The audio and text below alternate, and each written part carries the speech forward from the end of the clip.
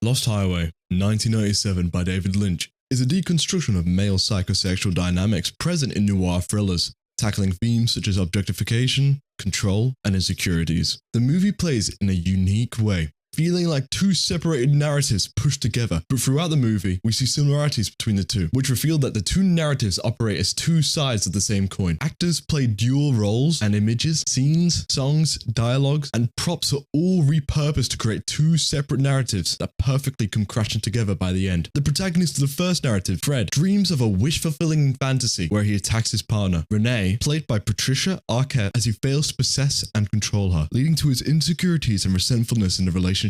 After meeting the mystery man, Fred's repressed desires to kill his wife are suddenly granted, revealed to us in a videotape the mystery man made. In Fred's denial in his prison cell, he is physically transformed into the lead character of the second narrative, Pete, and the movie switches to an alternate world, which is still driven by the same themes of male psychosexual dynamics as Fred's narrative. In both narratives, the characters' lives revolve around a femme fatale, played by Patricia Arquette. Pete is driven into violence to prove his devotion to Alice. However, she ultimately rejects him at the mystery man's cabin, denying Pete of possession. At the point, Fred returns and the two narratives mesh, with Fred being forced to deal with his denial, with Alice being revealed to be Renee. The final scene of the movie begins with a parallel shot to the highway from the beginning of the movie. The repetitive nature of the movie, and Fred being chased by the police, mid-painful transformation representing his destructive nature throughout both narratives.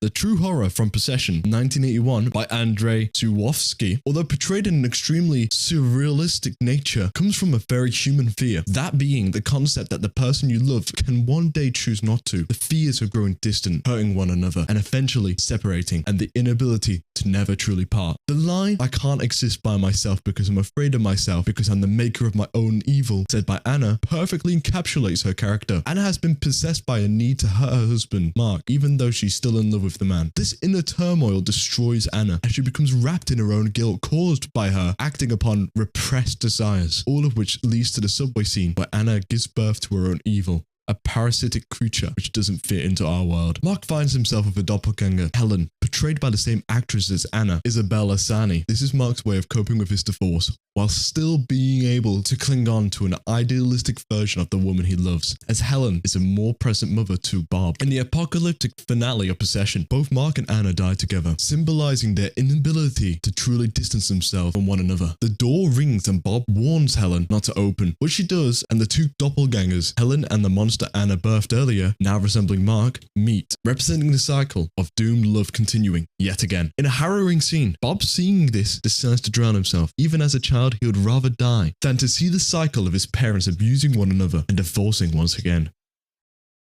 Perfect Blue, 1997 by Kon Satoshi, tackles the idea of fan culture through the concept of identity being warped in the eyes of others, especially the public. Mima's identity is changed to fit the desires of her fans, yet when she fails to meet expectations, revealing that she's going to quit being a pop idol to pursue work as an actress, those same fans are quick to call her a traitor, as she has shifted away from the idea of herself that others own. Throughout the film, Mima's identity is called into question, as she herself fails to separate herself from her idol persona, causing her to develop dissociative identity disorder. Our perception of reality is always challenged throughout the movie. Through the scenes in the show, Mima acts double bind, being used multiple times to confuse the audience with Mima in the real world. At multiple points in Double Bind, the show also reflects what's going on in Mima's life, such as when the lead character of the show is revealed to be suffering from schizophrenia. When Mima in the real world is questioning if she suffers from the same illness, the line in the show, "What if the illusion found someone to possess?" hints that a celebrity identity doesn't belong to them but can be adopted by another, correlating to Mima and Rumi, an ex-idol who wishes to become the idol Mima by stalking and killing those who are changing the real Mima. The third act shows a confrontation of self and persona, as Rumi, now dressed as the idol Mima, begins to hunt down the real Mima. Throughout the fight, the real Rumi is kept inside reflections, and the idol Mima hallucination takes her place in the real world, showcasing the possession of the idol Mima. Mima/Rumi sacrifices herself to save both her lost career as Rumi and the lost career of idol Mima.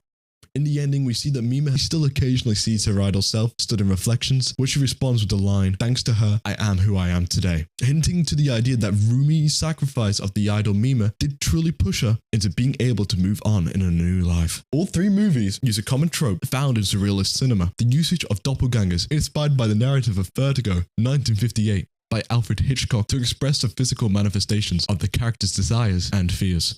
Lost Highway has the femme fatale of both of its narratives, performed by Patricia Arquette, showing that despite Fred's wishes to murder his wife, once he transforms into Pete and given a second chance at life, he is still infatuated by the same woman and driven to extremes to impress her, and only once Alice rejects Pete is he snapped back into his reality as Fred and forced to accept what he's done to Renee. In Possession, the doppelgangers are not the main focus. However, once Mark and Anna die and the doppelgangers are introduced to one another, it is safe to assume the cycles of the movie repeat all over again, representing the movie's idea of love being a doomed continuous cycle. Finally, in Perfect Blue, the doppelganger is introduced as a physical manifestation of Mima's DID. However, throughout the narrative, it is revealed that Rumi has been the doppelganger, showing the lengths Mima's followers will go in order to cling on to the career Mima chose to abandon. Throughout the movie, Rumi is accompanied by the color red, and Mima is accompanied by blue. But by the end of the movie, it is revealed her car is red, symbolizing Mima's new way of accepting the past, whilst